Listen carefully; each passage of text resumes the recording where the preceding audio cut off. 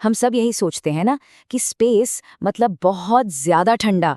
लेकिन क्या हो अगर ये सच ना हो? चलिए, आज ठंड के एक ऐसे सच का पता लगाते हैं जो शायद सब कुछ बदल दे।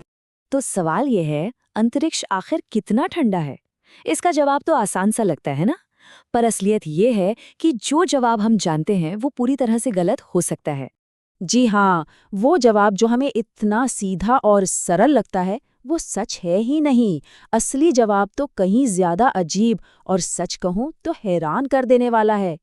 तो सबसे पहले एक बहुत बड़ी गलतफहमी दूर करते हैं। अंतरिक्ष असल में ठंडा है ही नहीं। और ऐसा इसलिए है क्योंकि ठंड को महसूस करने का हमारा जो तरीका है वो स्पेस में काम ही नहीं करता। देखिए, जब हम धरती पर कहते हैं कि बड़ी ठंड है, तो इसका मतलब बस इतना होता है कि हवा या पानी जैसी कोई चीज हमारे शरीर से गर्मी खींच रही है। ठंड अपने आप में कुछ नहीं है, ये बस गर्मी का एहसास न होना है। गर्मी या हीट एक जगह से दूसरी जगह 3 तरीकों से जाती है। एक है कंडक्शन, मतलब सीधा छूने से। दूसरा है कन्वेक्शन, यानी हवा या पानी के बहने से। और तीसरा है रेडिएशन, यानी तरंगों के रूप में।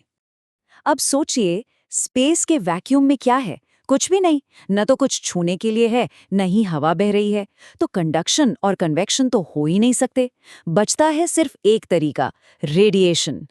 इसका सबसे अच्छा उदाहरण एक एस्ट्रोनॉट का स्पेस सूट है। जो हिस्सा सूरज की तरफ होता है वो 120 डिग्री सेल्सियस तक गर्म हो जाता है, इतना गर्म कि पानी उबल जाए। और जो हिस्सा छाया में होता है वो -170 डिग्री तक गिर जाता है। इससे साफ है कि स्पेस का अपना कोई एक तापमान नहीं होता। तो इसका मतलब क्या हुआ? मतलब ये कि स्पेस एक थर्मल वैक्यूम है। यहाँ किसी भी चीज का तापमान सिर्फ इस बात पर निर्भर करता है कि वो कितनी रेडिएशन सोख रही है और कितनी छोड़ रही है।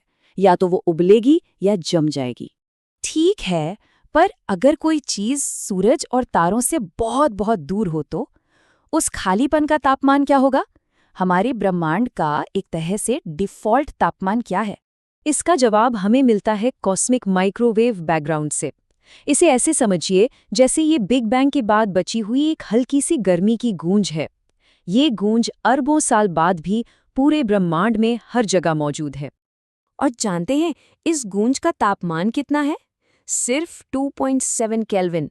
ये परम शून्य यानी एब्सोल्यूट जीरो से बस जरा सा ही ऊपर है। एब्सोल्यूट जीरो वो तापमान है जहां हर चीज, हर एटम हिलना बंद कर देता है। तो यही है हमारे यूनिवर्स का बेसलाइन टेम्परेचर। सोचिए, बिग बैंग के वक्त ब्रह्मांड खरबों डिग्री गर्म था। फिर जैसे जैसे वो फैलता गया वो ठंडा होता गया। और आज लगभग 13.8 अरब साल बाद हम लगभग परम शून्य पर पहुंच चुके हैं। लेकिन कहानी का सबसे चौंकाने वाला और शायद थोड़ा डरावना हिस्सा ये नंबर नहीं, बल्कि इसका पैमाना है। एक लाइन है जो इस पूरी बात को समझा देती है। गर्मी नियम नहीं है, ठंड नियम है। हम सब गर्मी को नॉर्मल समझते हैं, लेकिन पूरे ब्रह्मांड के लिए ठंड ही नॉर्मल है।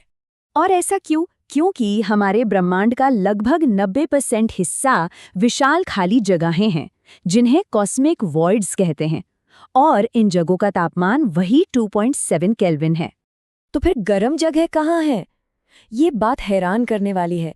अगर हम सारे तारों के गर्म हिस्सों को भी मिला दें, तो भी वो पूरे ब्रह्मांड का सिर्फ 10 की पावर -29 हिस्सा ही बनाते हैं।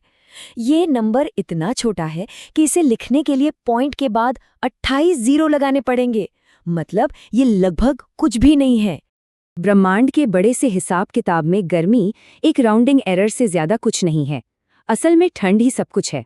तो ये सब जानने के बाद जब हम अपनी गर्म पृथ्वी की तरफ देखते हैं तो क्या समझ आता है? हमारी पृथ्वी का गर्म होना एक चमत्कार है। इसके लिए इतनी सारी चीजों का एक साथ बिल्कुल सही होना जरूरी था। एक सही तारा, उससे बिल्कुल सही दूरी, एक एटमॉस्फेयर, एक मैग्नेटिक फील्ड, लिस्ट बहुत लंबी है। तो एक बात बिल्कुल साफ हो जाती है, गर्मी सामान्य नहीं है। ये ब्रह्मांड के ठंडे नियम का एक बहुत ही दुर्लभ, एक बहुत ही खूबसूरत अपवाद है।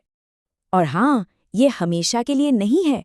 एक दिन हमारा सूरज और बाकी सारे तारे भी बुझ जाएंगे। गर्मी का ये पूरा दौर ब्रह्मांड की लंबी कहानी में बस एक छोटा सा पल है। लेकिन इस पल में ये गर्मी हमारी है, ये असाधारण, नाजुक और बेशकीमती वजूद हमारा है।